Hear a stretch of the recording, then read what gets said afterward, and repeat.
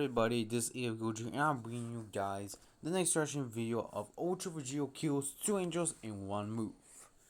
Let's see. So last time on Dragon Ball Super, Ultra Vegito had killed And the there. same dual angels who have just Ugh, inexplicably what the hunted hell? him down even in the darkest of caves. Jesus Christ, what the fuck But is that soon smile? the fear and panic of Vegito's face switches back to anger and annoyance at the situation as he thinks to himself, I was kidding myself if I thought I could outrun two angels. Each of their staffs can probably tell where I am at any given moment. Yeah. I can't lie. This is This bad. With my energy this low, coupled with the blood loss, I'm completely outmatched. There's only one way out of this. Yeah.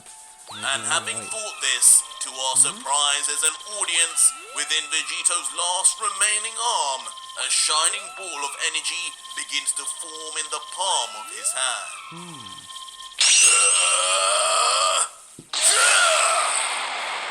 And just like that, Vegito suddenly throws a noticeably unimpressive beam of energy seemingly straight at the angels. But surely, this couldn't be what he meant as a way out. Yeah, surely.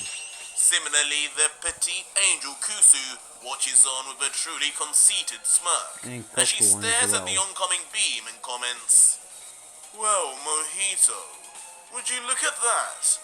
How far the mighty have fallen. Does he You're the really one think talking. that level of attack will do anything to us? I think that's How a distraction. pointless. Sister, what did... But to the shock of both the angel and us, the beam suddenly shifts directions mid-flight, shooting instead straight into the air, missing the confused angels by mere inches. At first, Kusu remains suspicious, commenting, That's Sly saying, Mojito, stay on guard, he's probably planning to attack us from the front now. But unexpectedly, No, the beam I hits think the that's ceiling really of the cave with impact, instantly breaking apart the very foundations of what held the cave together. What the? No! Mojito, move! But in the darkness of the cave, the entire structure then begins to collapse on top of the divine creatures. These don't As sense Vegito sometimes. shoots out at the last second with speed, his two fingers now placed on his forehead, ready to do only one thing. Each As he transmission. thinks, got him. That should slow them down just enough for me to get my arm back and leave this damn universe. I just need to remember where that arm was. There should still be some energy traces left over there. Now, as his body begins to vanish, Vegito yells out, Got it! It's still over there! Thank God those damn angels left it alone! And just like that, Ultra Vegito appears instantly back in the emptiness of space, now right next to his severed arm, yelling out, There you are, little buddy! Give me those rings! As Gogito reaches towards them, a smile appears across the Saiyan's face as he realizes, without any oxygen in space, my arm is still in perfect condition. All I have to do is get this to someone fast, and I can reattach it in no time. But suddenly, in the classic style of Vegito's turmoil-filled life, he suddenly notices something behind him. Something not animate, but dangerous nevertheless. What? And to his and our Wait, shock, what? right below Vegito, as if following him, is a massive beam of energy. Enough to vaporize anyone. There's barely any time though, as the key beam becomes so close it is now near undodgeable in Vegito's current state, as his entire body soon now becomes engulfed in the light, only leaving him to mutter helplessly, No! Where is this coming from? And just like that, Vegito is completely trapped as the blast covers his entire body. Not exploding, but instead shooting past him as if Vegito wasn't even the primary target. As the beam eventually leaves the vicinity into the depths of space, Vegito slowly moves his arm from covering his face. He's now slightly more damaged than before, but hardly near death, as expected, as he comments, "It's over. That was all? No, I don't think so. Maybe I've overestimated these damn angels. They might have been weakened just as much as I have after all this time. That attack was pathetic. But regardless, I'm still getting my arm first and... No! No! But soon, the real aim of that blast is revealed, as not even a trace of Vegito's severed arm remains, now having been completely reduced to nothing but dust, including the many rings that were on them too. How dare you! Who did this? Immediately causing the few Saiyan to roar in unkempt rage, his plans and hopes to regain his limb now completely shattered and because of a stray energy blast. But soon, some common sense comes back to Vegito as he looks down at the planet below, realizing it's the exact direction the beam came from. For a moment, he thinks in his mind silently, It couldn't be the angels. They couldn't have freed themselves so fast. There's nothing down there. What on earth could have done this? But as Vegito looks down and the scene begins to zoom in, his worst fears are brought to light as from the surface of the planet, exactly where the beam had come from, lay two familiar figures. Two figures who only bring back fury into Vegito's heart, knowing the gods had robbed him once more of his happiness as he grumbles internally, You damn angels! I may have lost my arm, but I promise you will lose everything in return.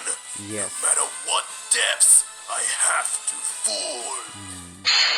But standing tall on the surface of the planet, just to confirm Vegito's eyesight, is Mojito with a smirk and his arm outreached, and his palm still smoking from where he had just been the one to blast that earlier key beam. As the equally smiling Kusu comments next to him, "Nice shot, brother. You haven't lost your touch at all. Just look at his face. The fool should know by now.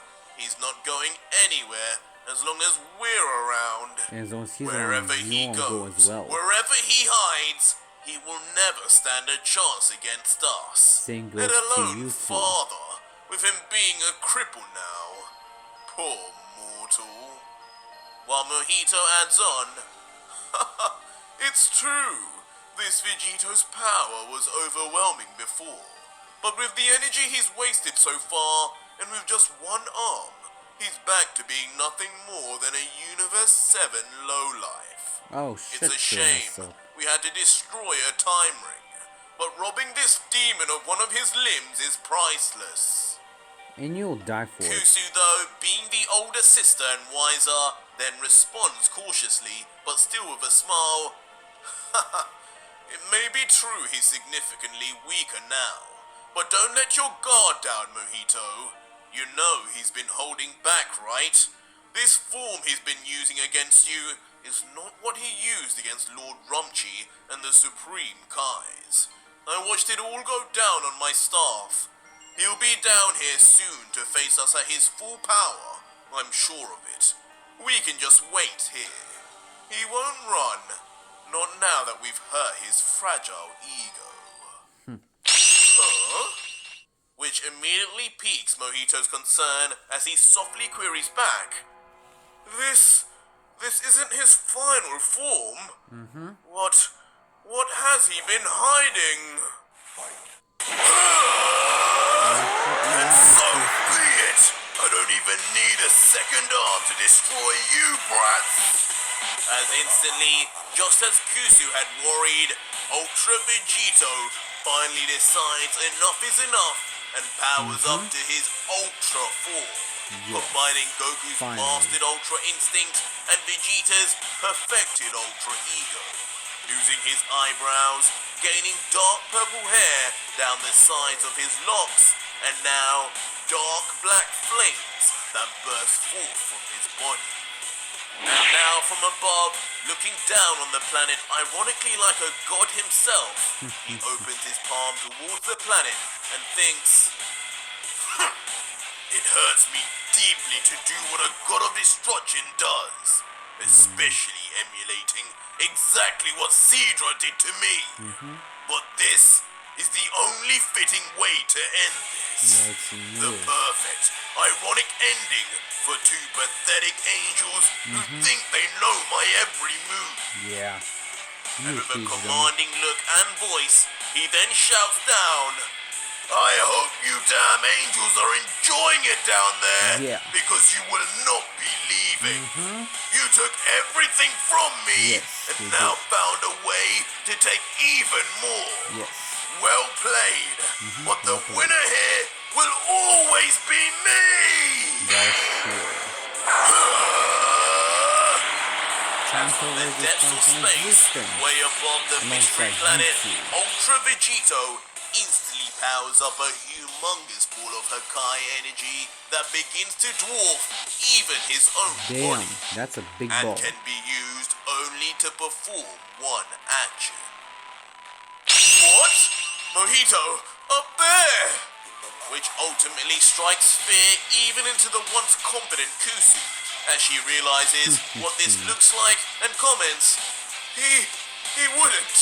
Is he planning to erase this entire planet and every mortal on it just to get rid of us? Surely not, Mojito. But Mojito, who knows Vegito's motives well, remains completely calm and informs his sister, it's a bluff, Kusu. This mortal just screamed and yelled at Lord Sidra for erasing Basil's planet just to get him.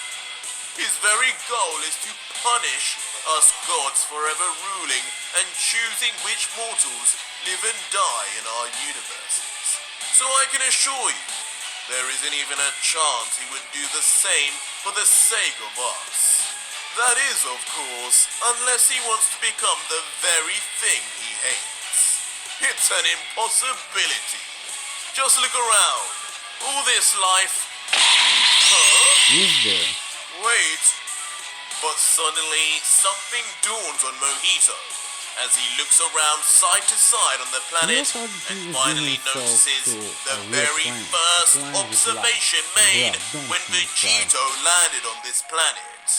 There is no life force on this chunk of rock.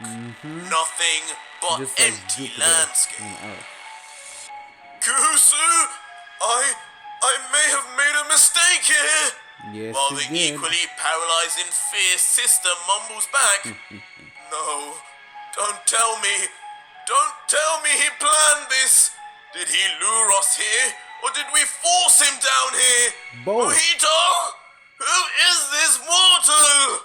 He's your killer. Am the God Killer. He's Hakai!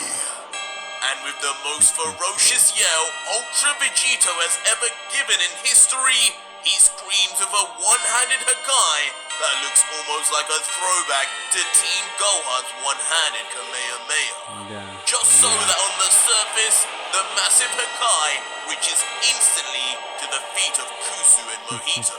So fast that Ultra Instinct or not, there was no dodging or escaping this one. As the destructive energy rips through the entire landscape, making the two angels now appear like mere ants before it.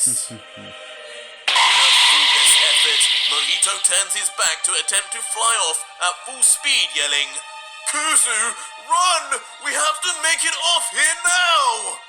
But the wise young girl knows only to reply, No, it's over, dear brother. Ah! Ah!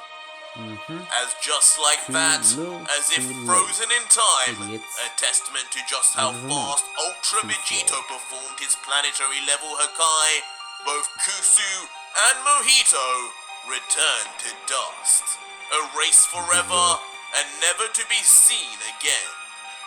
Brother and sister, just two more gods to fall to Ultra Vegito's wrath.